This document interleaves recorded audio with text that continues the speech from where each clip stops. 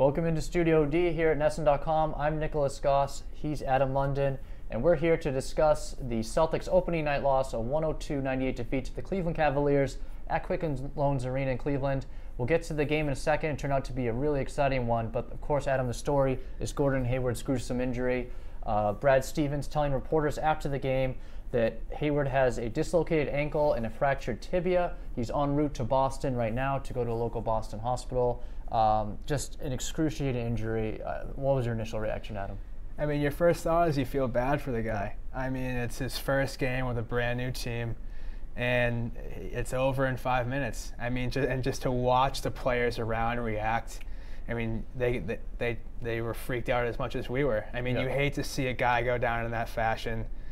And yeah, remarkably composed too, whether he was in shock or whatever. It was in excruciating pain, but he really kept himself. I was impressed by it. Right, from the looks of it, it didn't seem like there was immense pain on his face, but just the demoralizing nature, just knowing that his season could be over and 5 minutes into it. I mean, it's just heartbreaking.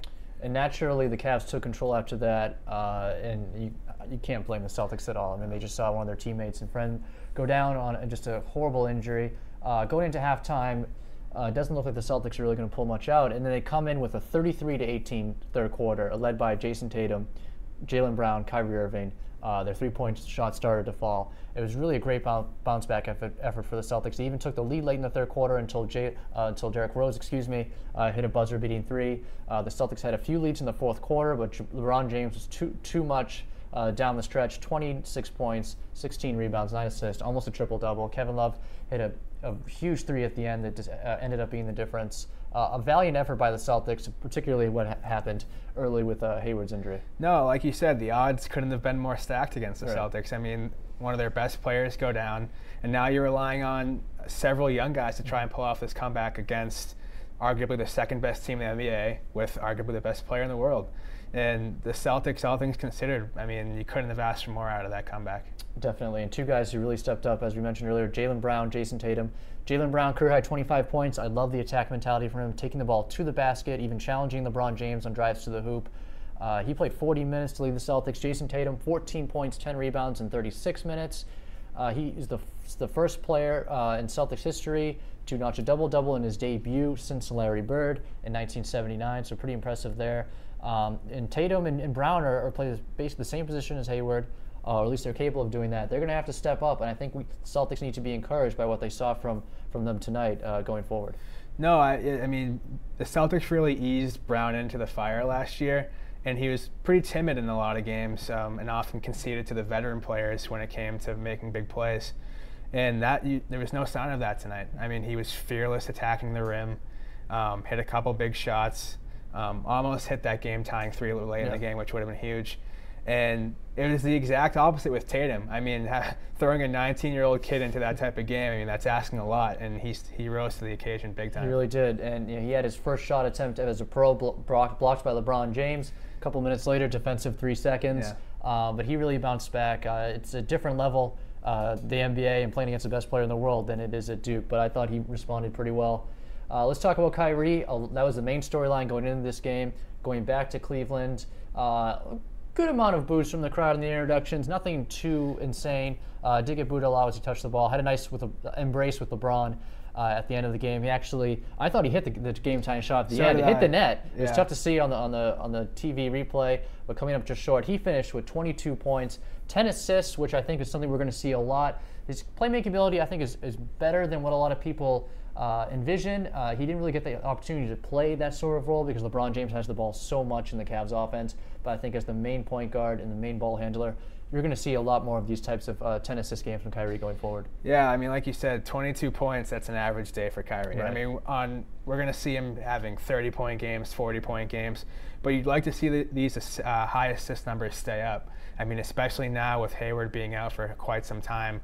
They're really going to rely on Kyrie to be the playmaker for this team, and this is what he wanted. Yep. You know, he wanted to be the cornerstone of a franchise. He wanted to lead a franchise to the playoffs, and now this is his moment, and we'll see how it goes going forward. Yeah, definitely something to look into.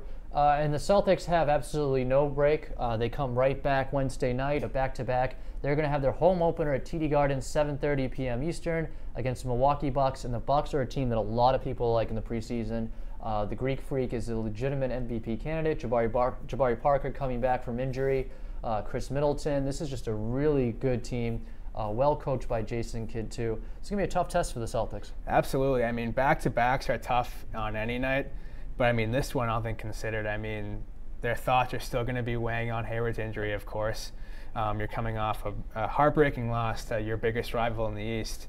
And like you said, they're going up against Milwaukee team who has a ton of confidence going into this season. I mean, I expect them to be one of the top 3 teams in the East along with the Celtics and Cavaliers. And I think the Celtics will really need the home fans tomorrow night to raise their spirits. And I think the Celtics fans will bring it tomorrow. Definitely. Let's really talk real quick about the starting lineup now with Hayward out indefinitely. I think the obvious choice is Marcus Smart going into the starting rotation. I liked him as a 6th man because I think he can really bring that offense and especially the gritty defense off the bench, which is good for the second unit. But I think he'll probably be thrusted in the starting lineup, whether it's shooting guard, small forward. He can play both. But how do you see the Celtics lineup going forward? And let's also not forget Marcus Morris is injured. Yep.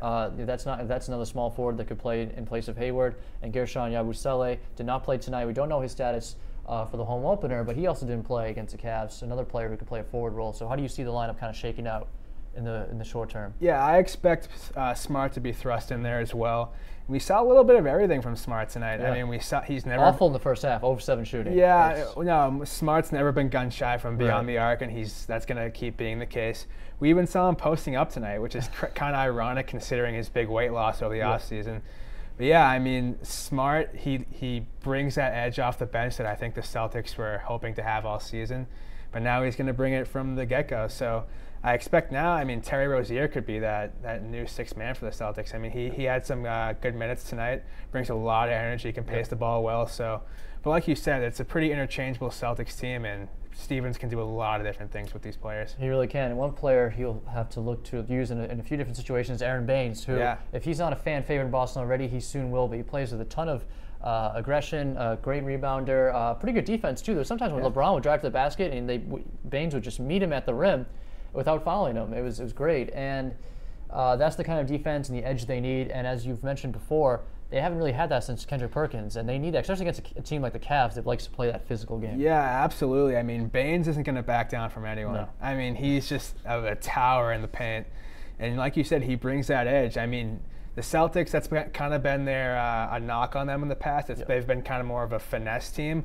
But, I mean, you look up and down this lineup, they got some pretty gritty guys down there. I mean, they got Baines, Smart, Morris when he comes back. Rozier will mix it up too? Yeah. I mean, the Celtics team, I think especially now playing on a chip on their shoulder with Hayward out, they're not going to be a slouch going forward. I mean, they're still going to be a very tough team to get by. Definitely.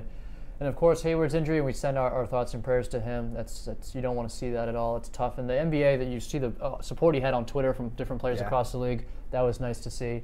But we'll have all your Celtics coverage going forward, including tomorrow night's home opener against the Bucks from TD Garden. Should be a good one. And until then, we'll see you soon.